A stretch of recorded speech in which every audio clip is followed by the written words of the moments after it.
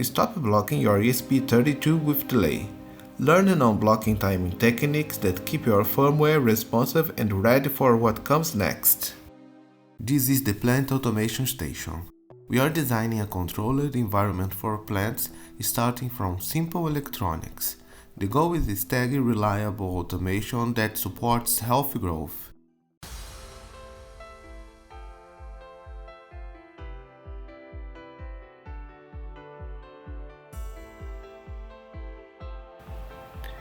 Our build consists on an ESP32, a 220 ohm resistor, and a single LED.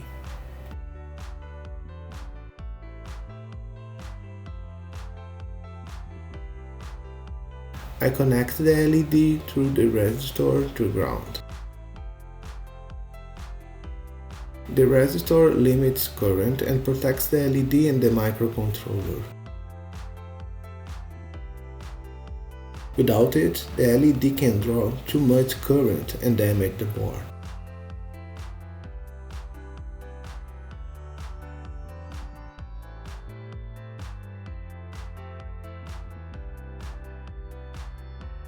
The current goes from GPIO 23 to ground, passing through resistor and LED. Now that the hardware is stable, we can focus on the firmware. In many beginner tutorials, you'll see the use of the delay function to blink an LED. But it blocks the processor. While the board is waiting, it cannot read sensors smoothly. It cannot respond to buttons reliably. Later, it cannot handle networking without stuttering. Blocking code does not scale, and we are building something that must scale. I set the LED pin as an output. So far, everything is standard. The important part comes next.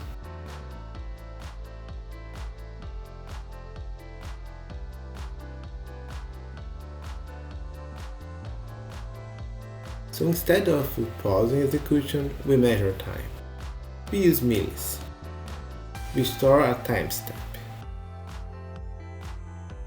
On each loop iteration, we check how many milliseconds have elapsed since the last toggle. If enough time has passed, we flip the LED state and update the timestamp.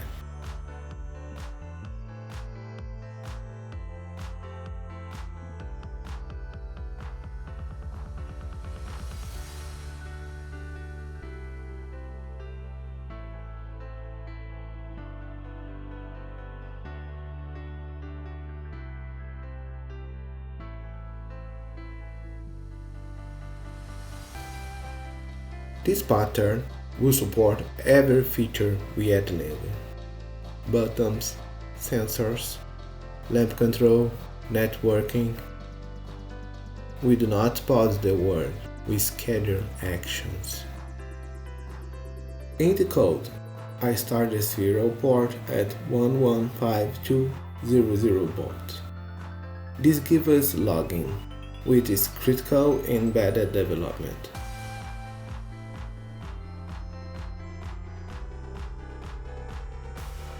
The loop keeps running the entire time. No waiting, no freezing. The processor remains free to handle other tasks. This is Cooperative Scheduling.